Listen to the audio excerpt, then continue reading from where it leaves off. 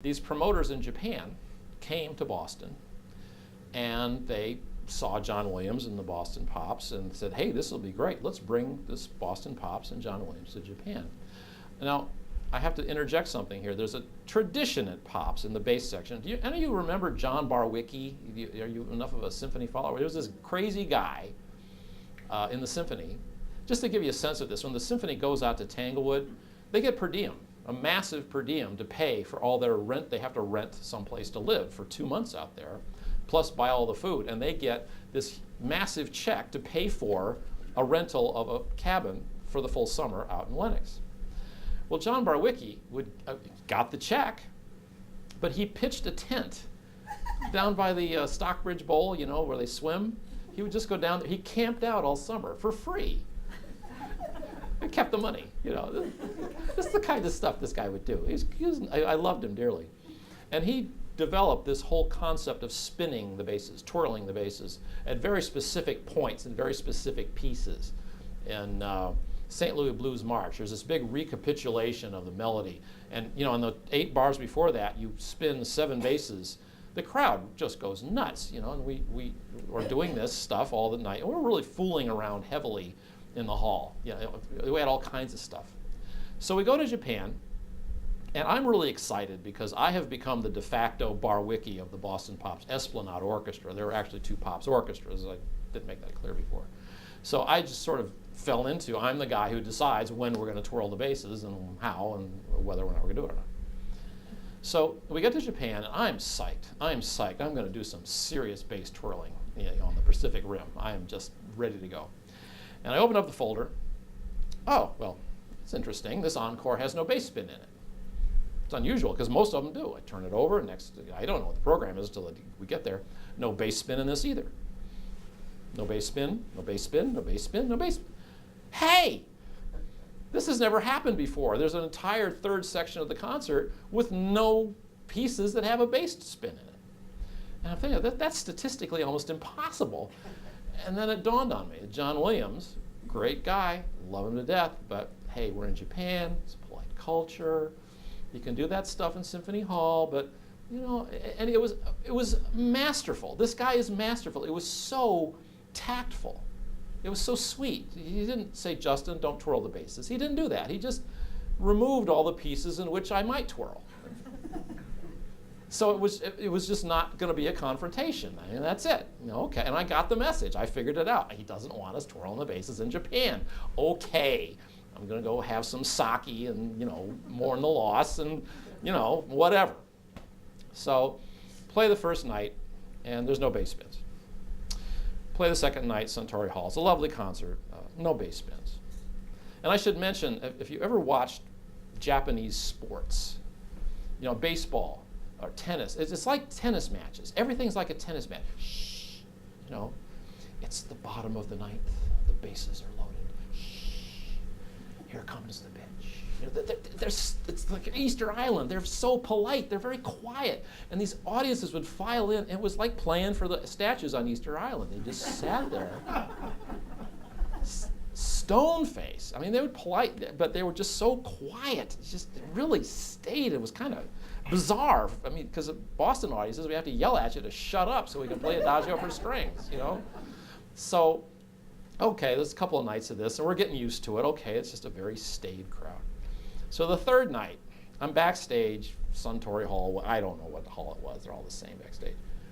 And, well, this is a public figure. I won't mention names because it's on TV. But the press office lady of the symphony at the time. This is big medicine. This is like the number 3 person in the power hierarchy of the symphony. Not someone I even make eye contact with, you know, because I'm not worthy. You know, this is not someone I talk to. I'm not, you know, I don't exist in her eyes. I'm just bass playing meat, you know. She comes up. I'm all by myself, just minding my own business. And she is a very powerful presence person. You know, she makes strong men tremble. And she goes, first time she'd ever spoken to me in her life, she said, Justin! What? What? The basses aren't spinning. I couldn't, I'm trying to speak. I couldn't think of a thing. Just, the tour's in trouble. The promoters are upset. What the hell's going on with you? And I said, well, you see, there's no pieces for us to spin. The promoters are upset. What are you doing? What's going on? And she's just going on, just unloading on me. I mean, she's polite and she's a very classy lady, but she was obviously very upset. And she knew who was in charge of the bass spins, which is me. And it's not in my contract. It's just something I did, which I thought I would get fired for doing. I never thought I'd get fired for not doing it. This made no sense. You're not fooling around enough. You're not causing enough trouble. You're not drawing enough attention to yourself. No, help me. So I'm standing there, I'm trying to reason with her and tell her there's no pieces for us to spin to. And she said, the basses aren't spinning, the promoters are upset, the tour, got all these problems, and she just kind of walked away, raving. Left me backstage. Have you ever been in those situations where there's no right answer? So I'm thinking, I said, well, John Williams never actually said to not spin the basses. I never got an actual command to not spin them. So I went over to the folder, and I had never choreographed or selected a bass spin spot. Barwicki had found them all. There were so many of them. I was not worthy. I was just a freelance guy. So I start going through the encores, and I'm looking for a musically appropriate spot where you could spin a bass. And sure enough, 76 trombones. There's a big recapitulation, da-da-da-da-da-da-da, boom, beam, 76. And right before that, in that lead, in the eight bars before, you twirl basses and stop right on the 76, like that. So the concert's coming like 15 minutes before. I gather all the bass players around. I said, gather around, gather around. We got to spin the basses tonight. I marked it in all the parts, start here, stop there. You got to be really specific with musicians, otherwise they won't do anything. I went over to the percussionists and I said, hey, I'm doing this bass spin tonight. Can you dress it up a little bit, a little added percussion in that thing? They're happy to oblige. Percussionists are happy to do anything that involves making more noise. Happy to do it, Justin. Oh, yeah, happy to do it. Anyway, Justin told us to do it. So, okay, so we're in, and bear in mind, this audience of stone-faced individuals is out there watching, observing us play these boisterous pieces. And John Williams is up there, the John Williams. I mean, this guy is like a god in the world of orchestra, movie, music. I mean, he'll be famous for 500 years. There's no one like him. It's amazing. He's up there. Sweetheart of a guy. We're playing 76 trombones. I see the mark coming.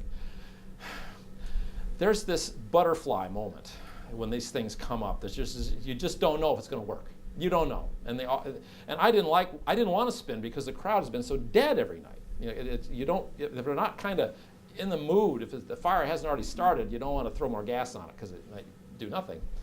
But, okay, let's go. And we get to the point, I yell out, ready and all 7 basses spin around for 8 beats like this, and we get a perfect stop right on the 76 trombones.